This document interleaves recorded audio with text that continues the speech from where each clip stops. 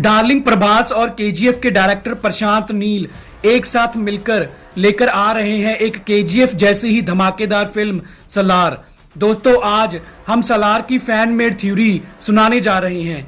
कहानी शुरू होती है मुंबई के दो अंडरवर्ल्ड डॉन्स की पुरानी दुश्मनी से। शेखर अन्ना और ब्रिजेश नाथ, ये दोनों ही मुंबई में ड्रग्स और हथियारों का बिजनेस करते थे। दोनों ही एक दूसरे के दुश्मन थे और एक दूसरे को नुकसान पहुंचाने का मौका नहीं छोड़ते थे। इसी दुश्मनी के चलते एक दिन शेखर अन्ना ब्रिजेश नाथ की पत्नी को उस समय मरवा देता है जब वो मंदिर जा रही होती है। अपनी पत्नी के मरने के गम में ब्रिजेश नाथ अंडरवर्ल्ड की दुनिया को हमेशा के लिए छोड़ने का फैसला कर लेता है। लेकिन उससे पहले ब्रिजेश नाथ अपने और शेखर अन्ना के सारे इल्लीगल बिजनेस के बारे में पुलिस को बता देता है और ब्रिजेश नाथ अपनी 10 साल की बेटी को लेकर ऑस्ट्रेलिया भाग जाता है। इधर पुलिस ब्रिजेश नाथ की सारी प्रॉपर्टी को अपने कब्जे में ले लेती है और पुलिस शेखर अन्ना को भी गिरफ्तार कर लेती है। अब कोर्ट शेखर अन्ना को 20 साल की कैद की सजा सुना देती है। 20 साल बाद जेल से रिहा होकर बाहर आने पर भी शेखर अन्ना ब्रिजेश नाथ से अपनी दुश्मनी को नहीं भूलता। शेखर अन्ना आज भी ब्रिजेश नाथ के खून का प्यासा है। फिर एक दिन शेखर अन्ना को पता चलता है कि ब्रिजेश नाथ की बेटी अदिति, जो अब बड़ी हो गई है, इंडिया अपनी मां के गांव अकेली आ रही है। शेखर अन्ना अपने आदमियों को अदिति को किडनैप करने के लिए भेजता है, लेकिन ऑस्ट्रेलिया में ब्रिजेश नाथ को यह पता चल जाता है कि शेखर अन्ना उसकी बेटी को किडनैप करने वाला है। इसलिए ब्रिजेश नाथ मुंबई में अपने आदमियों को फोन करके कहता है कि किसी ऐसे फाइटर को मेरी बेटी अदिति को बचाने के लिए भेजो जो पुलिस वाला ना हो, क्योंकि मुंबई की पुलिस भी कई सालों से ब्रिजेश नाथ को पकड़ने के लिए ढूंढ रही थी। और अगर पुलिस को पता चल गया कि ब्रिजेश नाथ की बेटी मुंबई आई है तो पुलिस अदिति के जरिए उसके बाप ब्रिजेश नाथ तक पहुंच जाएंगे। अब फिल्म में एंट्री होती है एक शूटर की, और जिसका फिल्म में रोल प्रभास प्ले कर रहे हैं। प्रभास का फिल्म में नाम अजय होता है। अजय अदिति को गुंडों से बचाने अपनी गन लेकर निकल तो पड़ता है, लेकिन अजय उस गन से किसी गुंडे को शूट नहीं करता, क्योंकि अजय की मां ने अजय को किसी वजह से ये कसम दी होती है कि वो किसी भी आदमी को मारेगा नहीं। अजय पहले उस कार के टायर्स पर दूर से ही अपनी गन से फायर करके कार को रोक देता है, जिस कार में शेखर अन्ना के आदमी अदिति को किडनैप कर ले जा रहे होते हैं। कार के टायर पर गोली लगते ही गुंडे कार से बाहर आ जाते हैं, लेकिन उनको ये नहीं दिखाई दे रहा होता कि गोली कहां से चली है, क्योंकि अजय दूर से ही छुपकर फायरिंग कर रहा होता है। फिर शेखर एक तीर कार पर मारता है। उस तीर के साथ एक पेपर होता है जिसमें लिखा होता है कि लड़की को कार में के अंदर ही छोड़कर तुम लोग सभी यहां से भाग जाओ। अब गुंडे सब जगह अजय को ढूंढने लग जाते हैं, लेकिन अजय दूर से ही कार के सभी टायर्स पर फायरिंग कर देता है। फिर अजय अपनी बाइक में अदिति को पीछे बिठाकर उन गुंडों के सामने ही भाग जाता है। अब जब शेखर अन्ना को पता चलता है कि अदिति उनके आदमियों के चंगुल से निकलकर भाग गई है, तो शेखर अन्ना मुंबई में सब जगह अपने आदमियों को अदिति को ढूंढने के लिए भेज देता है। उधर जब ब्रिजेश नाथ को पता चलता है कि उसकी बेटी अदिति को शेखर अन्ना के आदमियों से बचा लिया गया है, तो ब्रिजेश नाथ कुछ दिनों तक अपनी बेटी अदिति को वहीं छुपने के लिए कह देता है। अब अदिति अजय के साथ उसके घर चली जाती है। अजय मुंबई में अपनी मां के साथ रहता है। अजय के घर पर रहते हुए धीरे धीरे अदिति को अजय से प्यार हो जाता है, लेकिन अजय अदिति से कहता है कि वो उससे दूर रहे, क्योंकि अदिति अजय के पास्ट के बारे में कुछ नहीं जानती। एक दिन मार्केट में कुछ गुंडे अदिति को छेड़ने लग जाते हैं, लेकिन जब वहां अजय आ जाता है तो गुंडे अजय को देखते ही डर के मारे कांपने लग जाते हैं। अदिति को यह देखकर ऐसा लगता है कि जैसे वो गुंडे अजय को पहले से ही जानते हैं और अजय वो नहीं है जो दिखाई देता है। अजय के अंदर एक खूंखार आदमी छुपा हुआ है, जिस कारण सभी लोग अजय से डरते हैं। अब अदिति के दिल में अजय के पास्ट के बारे में जानने की उत्सुकता बढ़ती जाती है। एक दिन अदिति अजय की माँ से अजय के पास्ट के बारे में पूछती है और फिर अजय की माँ अदिति को अजय के पास्ट के बारे में बताना शुरू करती है। अब फिल्म की स्टोरी बैकग्राउंड में प्ले होने लग जाती है। अजय का बाप कई सालों से मुंबई के बहुत बड़े डॉन शंकर के लिए काम करता था। शंकर वैसे तो डॉन था, लेकिन अजय के बाप के लिए वो किसी भगवान से कम नहीं था। अजय के बाप ने ये कसम खाई हुई थी कि वो और उसकी आने वाली पीढ़ी हमेशा के लिए शंकर और उसके परिवार के गुलाम बनकर रहेंगे।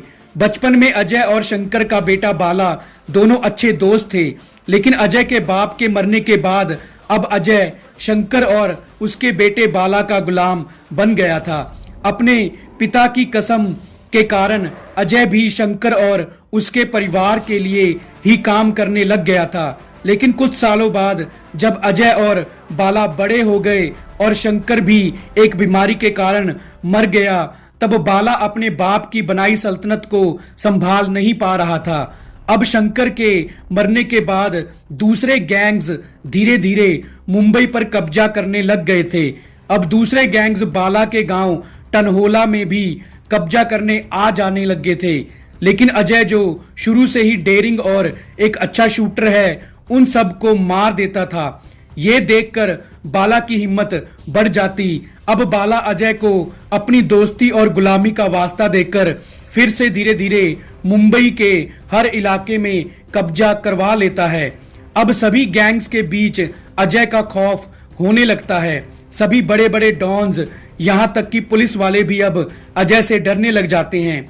अजय एक कॉन्ट्रैक्ट शूटर के नाम से फेमस हो जाता है। अब काम अजय करता है और उसका फायदा बाला को होने लग जाता है।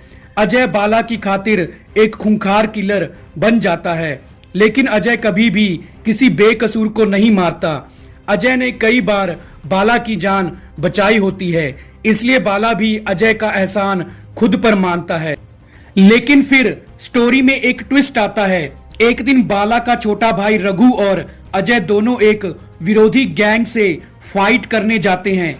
वहां बाला का छोटा भाई रघु एक गैंगस्टर को मार देता है, लेकिन एक लड़की रघु को ये सब करते देख लेती है।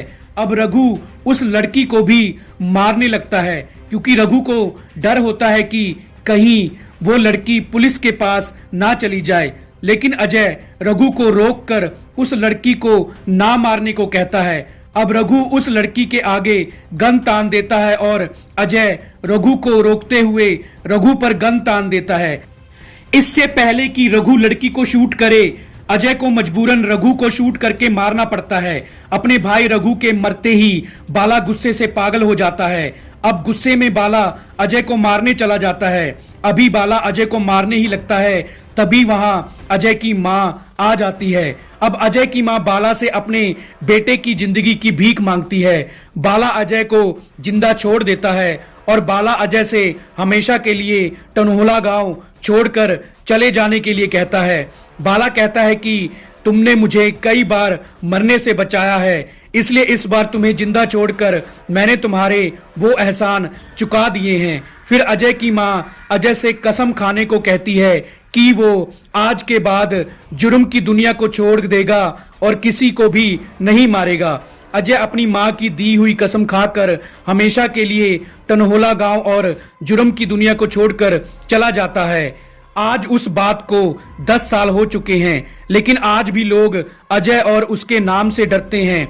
बेकसूर और गरीब लोग आज भी अजय को ही अपना लीडर मानते हैं। लेकिन अजय अब कॉन्ट्रैक्ट किलिंग नहीं करता, सिर्फ बेकसूर लोगों को गुंडों से बचाने का काम करता है। और उस काम में अजय हथियारों का इस्तेमाल तो करता है, लेकिन किसी को भी नहीं मारता।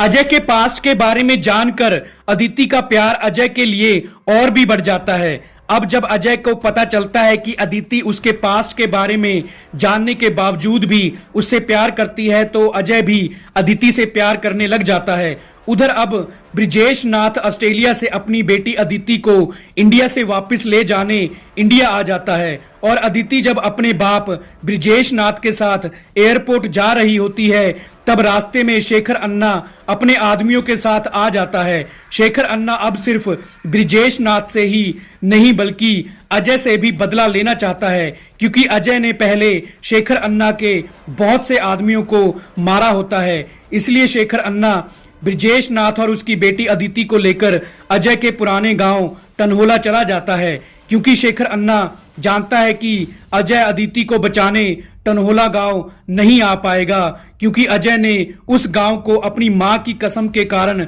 हमेशा के लिए छोड़ दिया था। लेकिन जब अजय की मां को पता चलता है कि शेखर अन्ना ने अदिति को पकड़ लिया है और वो अदिति को लेकर टनहोला गांव चला गया है, तो अजय की मां अपनी कसम वापस ले लेती है और अजय को अदिति को बचाने टनहोला गांव भेज देती है। अब अजय फिर से अपने खूंखार फाइटर वाले रूप में वापस आ जाता है। अजय पूरी तैयारी के साथ अकेला ही अदिति को शेखर अन्ना से बचाने अपने पुराने गांव टनहोला के लिए निकल पड़ता है। अब जब बाला को पता चलता है कि अजय अपनी मां की कसम के बावजूद भी टनहोला गांव वापस आ रहा है, अब बाला भी अजय से अपने भाई रघु की मौत का बदला लेने के लिए तैयार हो जाता है। अब टनहोला गांव में जबरदस्त फाइट होनी शुरू हो जाती है। अजय पहले शेखर अन्ना के आदमियों को एक स्नाइपर की तरह शूट कर देता है। उस फायरिंग में ब्रिजेश नाथ को गोली लगती है और ब्रिजेश नाथ अपनी बेटी अदिति का हाथ अजय के हाथ में देकर मर जाता है। अब अजय और शेखर अन्ना के बीच में फाइट होती है। अजय शेखर अन्ना को मार देता है। फिर जब अजय अदिति को लेकर टनहोला गांव से जाने लगता है तो वहां बाला अपने आदमियों के साथ आ जाता है। बाला अजय से कहता है कि पिछली बार मैंने तुम्हें जिंदा छोड़कर तुम्हारे एहसान चुका दिए थे, लेकिन अब मेरे भाई रघु की मौत का बदला लेने का टाइम आ गया है। फिर बाला अजय को अकेला फाइट करने का चैलेंज देता है। अब बाला और अजय में फाइट होती है। फाइट में पहले तो अजय बाला पर वार नहीं करता, लेकिन फिर जब अजय नीचे गिर जाता है तब बाला अदिति को मारने लग जाता है। यह देखकर अजय फिर से खड़ा हो जाता है और बाला को फाइट में हराकर नीचे गिरा देता है। लेकिन अजय बाला को जान से नहीं मारता और छोड़ देता है। यह देखकर बाला कहता है कि चल ठीक है, तू अगर जुर्म की दुनिया को छोड़कर हमेशा के लिए अदिति के साथ एक नॉर्मल लाइफ जीना चाहता है तो मैं तुझे नहीं रोकूंगा। इसलिए अब बाला अजय और अदिति को वहां से जाने देता है। लेकिन दोस्तों, आदमी का पास्ट कभी भी उसका पीछा नहीं छोड़ता, इसलिए कहानी अभी खत्म नहीं हुई है। आगे की कहानी हम आपको अपनी अगली वीडियो सलार पार्ट 2 में बताएंगे। तो दोस्तों, हमारी वीडियो पूरी देखने के लिए आपका धन्यवाद।